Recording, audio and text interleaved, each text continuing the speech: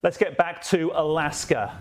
Anchorage, Donald Trump, the US president, walking out after potentially historic peace talks with Russia's President Vladimir Putin. Let's hear what they had to say. Ladies and gentlemen, our negotiations have been held in a constructive atmosphere of mutual respect.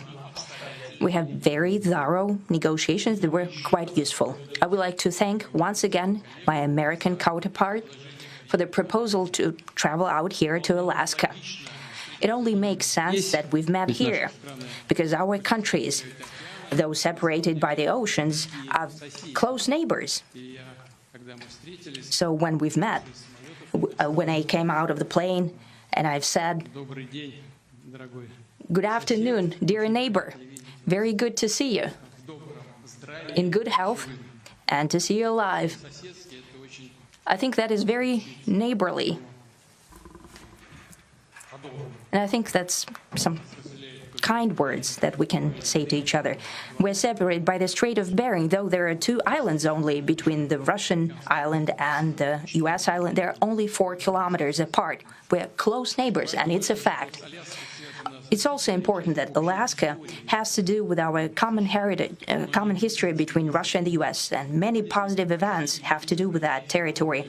Still, there is tremendous cultural heritage back from the Russian America. For example, Orthodox churches and a lot of more than 700 geographical names of Russian origin. During the Second World War, it was here in Alaska that was the origin of the legendary air bridge for the supply of military aircraft and other equipment under the Lend-Lease program. It was a dangerous and treacherous route over the vast emptiness of ice. However, the pilots of both countries did everything to bring closer the victory. They risked their lives and they gave it all for the common victory. I was just in the city of Magadan in Russia, and there is a memorial there dedicated to the Russian and the US pilots. And there are 2 flags, the US flag and the Russian flag. And I know that here as well, there is such a memorial. There is a military burial place several kilometers away from here. The Soviet pilots that buried there who died during that dangerous mission. We're thankful to the citizens and the government of the U.S. for carefully taking care of their memory. I think that's very worthy and noble. We'll always remember other historical examples when our countries defeated common enemies together in the spirit of battle camaraderie and allyship that supported each other and facilitated each other. I'm sure that this heritage will help us rebuild and foster mutually beneficial and equal ties at this new stage, even during the hardest conditions. It is known that there have been no summits between Russia and the U.S. for 4 years, and that's a long time. This time was very hard for bilateral relations, and let's be frank, they've fallen to the lowest point since the Cold War. I think that's not benefiting our countries and the world as a whole. It is apparent that sooner or later we had to amend the situation to move on from the confrontation to dialogue. And in this case, a personal meeting between the heads of state has been long overdue. Naturally, under the condition of serious and painstaking work, and this work has been done in general. Me and President Trump have very good direct contact. We've spoken multiple times. We spoke frankly on the phone. And Special Envoy of the President, Mr. Witkoff, traveled out to Russia several times. Our advisors and heads of foreign ministries kept in touch all the time. And you know fully well that one of the central issues was the situation around Ukraine. We see the strive of the administration and President Trump personally to help facilitate the resolution of the Ukrainian conflict. And his strive to get to the crux of the matter, to understand this history, is precious. As I've said, the situation in Ukraine has to do with fundamental threats to our security. Moreover, we've always considered the Ukrainian nation, and I've said it multiple times, a brotherly nation, however strange it may sound in these conditions. We have the same roots, and everything that's happening is a tragedy for us and terrible wound. Therefore, the country is sincerely interested in putting an end to it. At the same time, we're convinced that in order to make the settlement lasting and long term, we need to eliminate all the primary roots, the primary causes of that conflict. And we've said it multiple times, to consider all legitimate concerns of Russia and to reinstate a just balance of security in Europe and in the world on the whole. And I agree with President Trump, as he has said today, that naturally the security of Ukraine should be ensured as well. Naturally, we are prepared to work on that. I would like to hope that the agreement that we've reached together will help us bring closer that goal and will pave the path towards peace in Ukraine. We expect that Kiev and European capitals will perceive that constructively and that they won't throw a wrench in the works. They will not make any attempts to use some backroom dealings to conduct provocations to torpedo the nascent progress. Incidentally, when the new administration came to power, bilateral trade started to grow. It's still very symbolic. Still, we have a growth of 20%. As I've said, we have a lot of dimensions for joint work. It is clear that the U.S. and Russian investment and business cooperation has tremendous potential. Russia and the U.S. can offer each other so much in trade, digital, high-tech, and in space exploration. We see that Arctic cooperation is also very possible, and our international context, for example, between the Far East of Russia and the West Coast of the U.S. Overall, it's very important for our countries to turn the page, to go back to cooperation. It is symbolic that not far away from here, at the border between Russia and the U.S., there was a so-called international date line. I think you can step over, literally, from yesterday into tomorrow.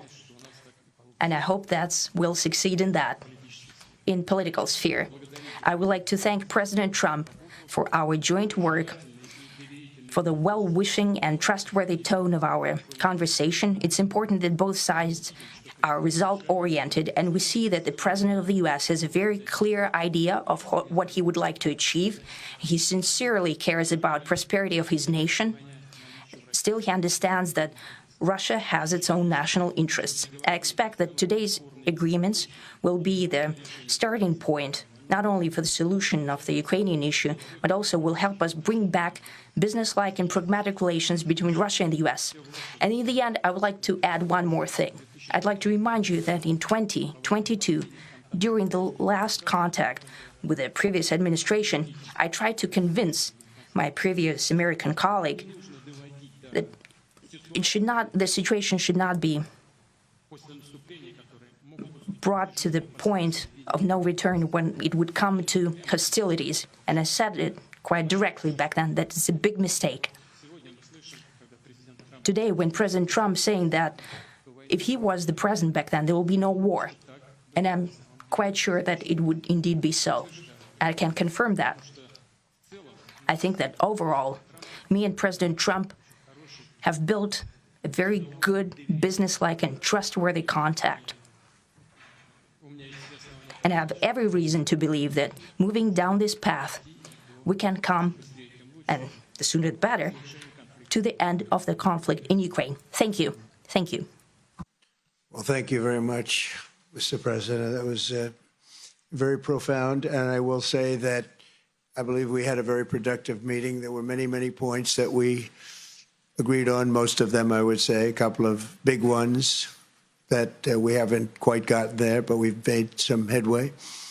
So there's no deal until there's a deal. I will call up NATO in a little while. I will call up the various people that I think are appropriate, and I'll, of course, call up President Zelensky and tell him about today's meeting. It's ultimately up to them. They're going to have to agree with what Marco and Steve and some of the great people from the Trump administration who've come here, Scott and John Ratcliffe, thank you very much.